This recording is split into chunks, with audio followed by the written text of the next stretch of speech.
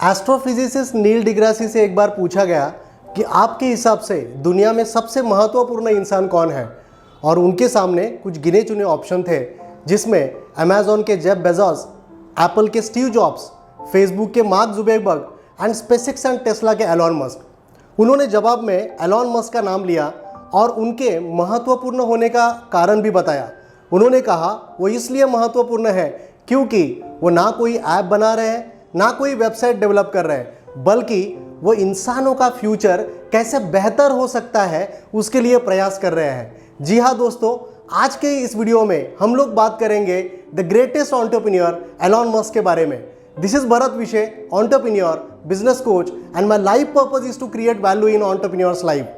If you first time visited on this channel, I am requesting you, don't forget to subscribe this channel, press on bell icon so you will get the intimation for the upcoming videos. आइए जानते हैं Elon Musk के जीवन में और detail में। इनका जन्म 28 जून 1971 को प्रिटोरिया, साउथ अफ्रीका में हुआ।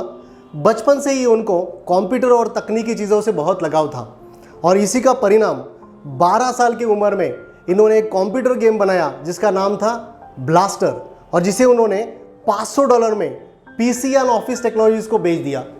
अभी इससे आपको अंदाजा आ जाएगा कि 12 साल के उम्र में ही उनकी एज एन एंटरप्रेन्योर शुरुआत हो चुकी थी। अभी इनके कंपनीज के बारे में बात करेंगे तो स्पेसएक्स, टेस्ला, न्यूरालिंक, पेपाल, ये दुनिया में धमाका मचा देने वाली ये उनकी कंपनीज हैं। और इनके क्वालिटीज के अगर बारे में बात करेंगे तो क्रेजीनेस, पैशन, इनोवेशन, ये बहुत अलग क्वालिटीज़ उनमें है। उनके बारे में और एक दिलचस्प बात मैं बताना चाहूँगा कि उनका जो 2024 का गोल है वो ये है कि इंसानों को मंगल ग्रह पर बसाना। अभी इससे आपको अंदाज़ा आ जाएगा कि कितनी बड़ी सोच वो रखते हैं। और एक बात मैं आपसे शेयर करूँगा कि टाइम्स मैगजीन ने उन्हें दुनिया के सबसे इन्फ्लुएंशियल लोगों में से एक माना है।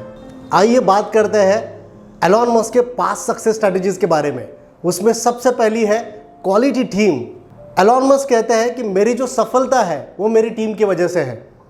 डिग्री भले ही बड़ी ना हो पर काबिलियत बड़ी होनी चाहिए। आपके टीम में आपसे बेहतरीन लोग काम करने चाहिए जो आपको सवाल कर सके, जो आपको मोटिवेट कर सके, और जहां पर आप सोचने से अटक जाओ वहां पर आपको आगे कंटिन्यू कर सके। 90% of the problems are solved with a contribution of great team. और बड़े सपनों को अगर हासिल करना है तो हमेशा ग्रेट टीम के साथ काम करना चाहिए। Second success strategy, time blocking.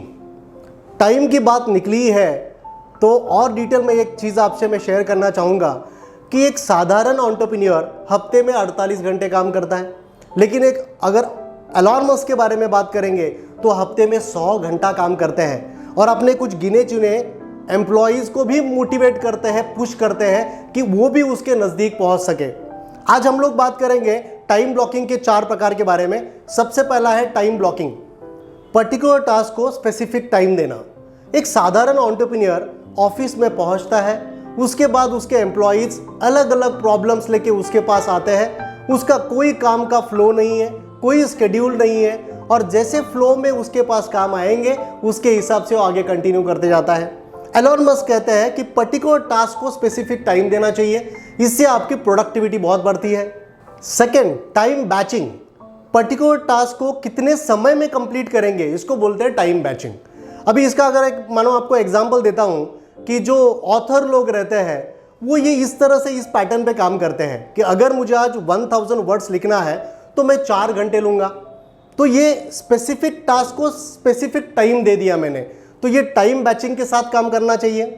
Third है डे थीमिंग, माने हफ्ते में कौन से दिन क्या काम करना है ये डिसाइड करना।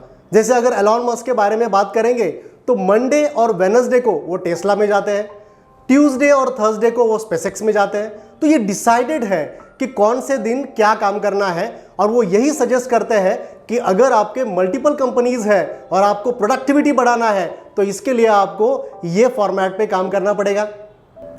चौथा जो है वो है टाइम बॉक्सिंग, माने सेम नेचर के कामों को क्लब करना।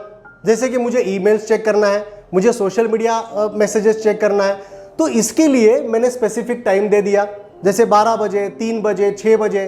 तो तो ये टाइम पे ये सेम नेचर के कामों को मैं क्लब कर दूंगा।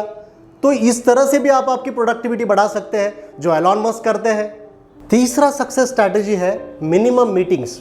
एलॉन मस्क ये मानते हैं कि जिस भी कंपनी में ज़रूरत से ज़्यादा मीटिंग्स होती है उसका बर्बाद होना एक ना एक दिन तय है।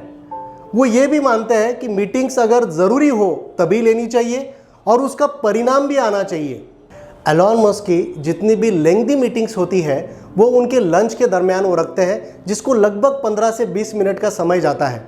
एलॉन मस्क टाइम की कितनी कद्र करते हैं उसका एक एग्जाम्पल मैं आपको बताना चाहूँगा।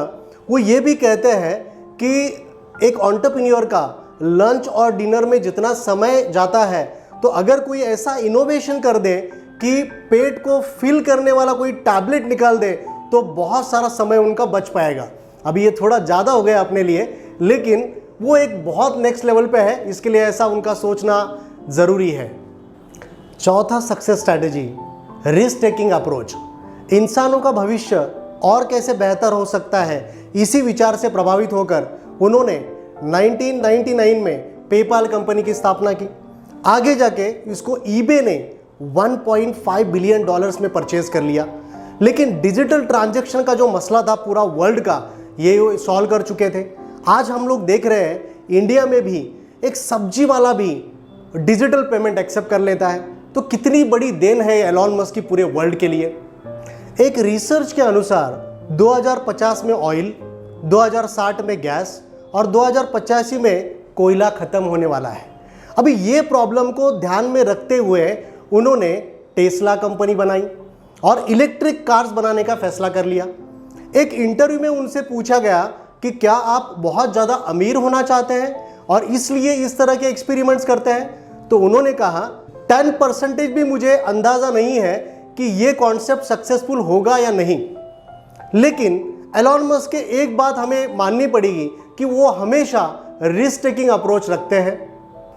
मैक्सिमम कार कंपनीज टेस्ला के पहले कोई भी इलेक्ट्रिक कार नहीं बना रही थी, क्योंकि इनोवेशन पे कोई पैसा खर्चा नहीं करना चाहता है। लेकिन टेस्ला के बाद BMW, Nissan, Chevrolet, Ford, BMW ये सारी कंपनीज इलेक्ट्रिक कार बनाने में लग गई।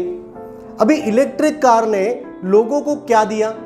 लोगों को सबसे कम अमाउंट में कैसे ट्रांसपोर्ट कर सकते हैं ये विचार दिया। अगर हम लोग बात करें तो टेस्ला की गाड़ी एक बार चार्ज करने से 520 किलोमीटर चलती है, माने ये फासला मुंबई से लेकर अहमदाबाद तक का हो सकता है। तो इससे आपको अंदाजा आ जाएगा कि किस तरह की बहुत बड़ी प्रॉब्लम इन्होंने सॉल्व कर दी है। पांचवा success strategy never give up approach. Elon Musk के हर प्रोजेक्ट में हम लोग उनको नेवर गिव अप अप्रोच हमेशा उनके काम में देखेंगे। उनकी जो रॉकेट बनाने वाली जो कंपनी है जिसका नाम है स्पेसएक्स, इन्होंने सबसे पहले जब ये रॉकेट भेजा मंगल ग्रह पर तो 2 बार फेल हो गया दोस्तों। अभी इससे $90 मिलियन का उनको नुकसान हो गया, उनका दिवाला निकल गया, वो बैंकक्रप्ट हो गए। लेकिन तीसरी बार उन्होंने ये अप्रोच कभी नहीं छोड़ा और तीसरी बार वो सक्सेसफुल हो गए। हजारों साल बाद लोग हिस्ट्री में मुड़कर देखेंगे तो यही कहेंगे कि एलॉन मस्क अपने दौर के सबसे इन्फ्लुएंशियल इंसान थे। उनकी एक थॉट प्रोसेस मुझे बड़ी इंप्रेस करती है। वो कहते हैं the first step is to establish that something is possible, then the probability will occur. माने लाइफ में कुछ भी करने का जो सबसे पहला स्टेप है वो ये है कि आपको आपके माइंड में एक्सेप्ट करना पड़ेगा कि आप जो भी करने वाले हो वो पॉसिबल है। देखिए दोस्तों, इससे पॉजिटिविटी, इससे बड़ी पॉजिटिविटी और क्या हो सकती है। एलॉन मस्क के बारे में बात करने जाए तो ये 10 मिनट नहीं 10 घंटे भी कम पड़ जाएंगे। आज के लिए यहीं पे रुकते हैं, लेकिन नेक्स्ट आप किस तरह के वीडियो चाहते हैं ज़रूर मुझे कमेंट बॉक्स में लिखें। लाइक करें, शेयर करें, सब्सक्राइब करें, ज़्यादा से ज़्यादा एंटरप्रेन्योर लोगों तक पहुँचाएँ ताकि ये जो वैल्यू क्रिएशन का जो सिलसिला है ये बने रहे। Thank you very much and all the best for your future Endeavour.